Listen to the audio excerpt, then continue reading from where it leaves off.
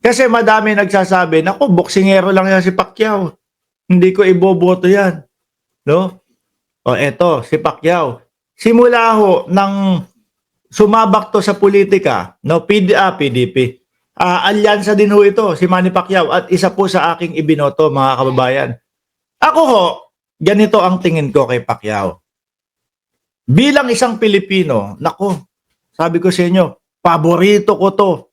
Hindi ko pinalalampas ang laban nito kahit isa. Pag may pasok ako, tapos may laban to, absent ka. Di ba? Absent si Mark Ramos manonood.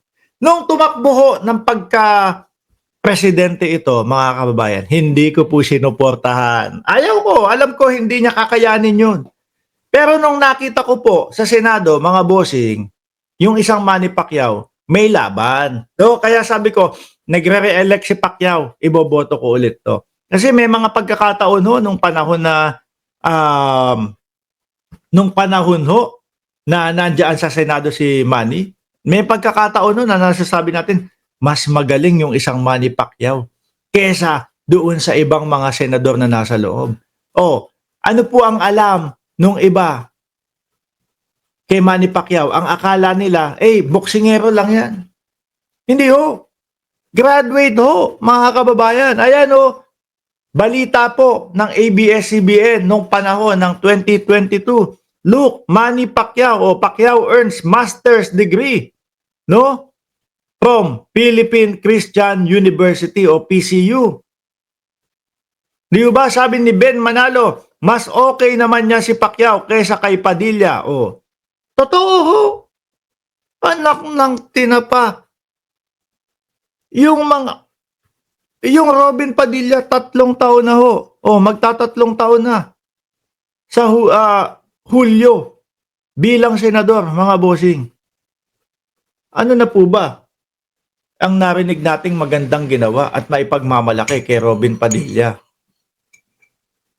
Yung yabang niya doon sa Senado, yung pagkakaupo, ganyan. Oh, boss, kung sinabi lang ng aming bossing na i-contempt ka, i-contempt kita. Sinabi ko kay Tory yun. Ang binabanggit niyang bossing, si dating Pangulong Duterte.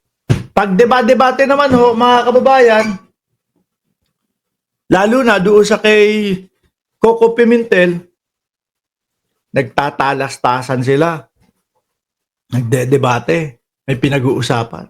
Binasahan ni Binoy ng pagkahaba-habang sabi doon sa, ewan ko, yung mga alipores niya, no?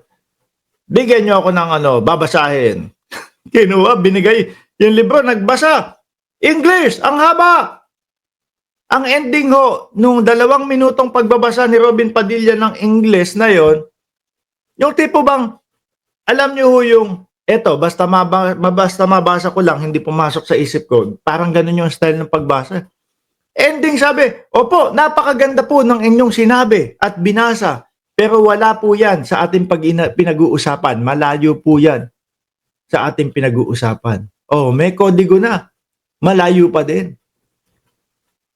Di po ba? Mas ibinoto ko po si Pacquiao kaysa doon sa mga Bato de la Rosa, mga kababayan. Di po ba? O eto pa. Yung mga kalaban.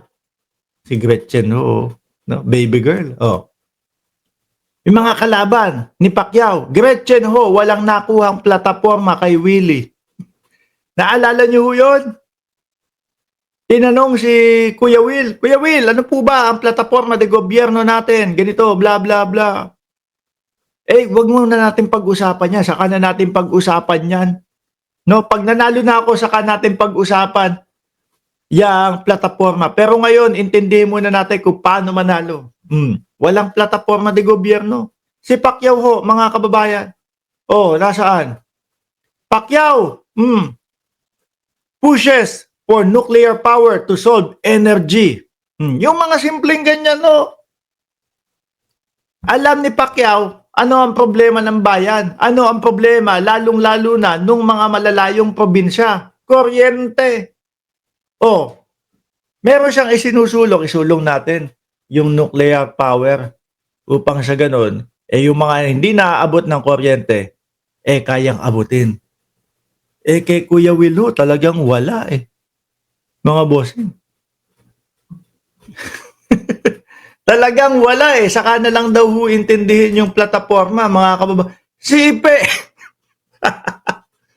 Eto din mga kababayan, si Philip Salvador ay walang educational background at walang political or government position. Ang panlaban lang ho dito ni Ipe, mga bossing, ano po? Mahal ko si Tatay Digong.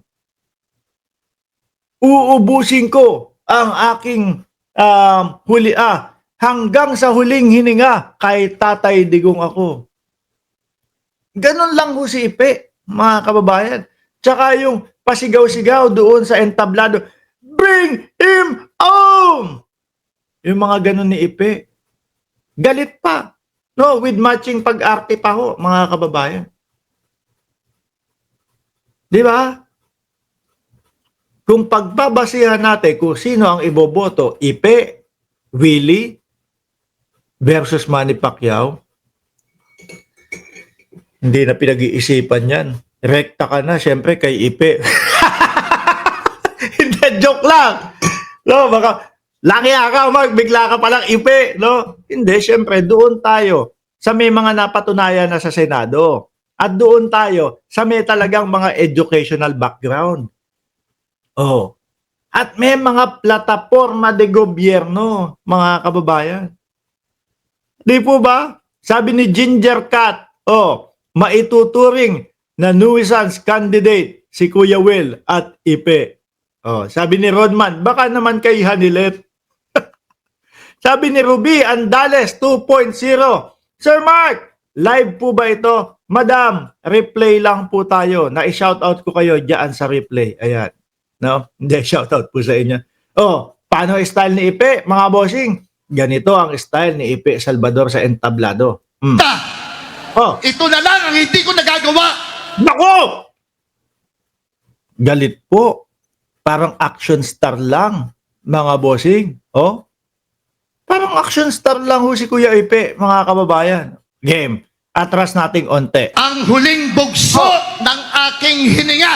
Nako po. This is my last hora. Hoy! Saglit lang, no? Mabubuhay ka pa ng mahaba. Dahan-dahan lang. Bakit ganun yung kanilang kandidatura? Laging merong hanggang sa huling bugso ng aking hininga. Gagawin ko. No. Ay pagtatanggol lang naman yan ang dating Pangulong Duterte. Di ho?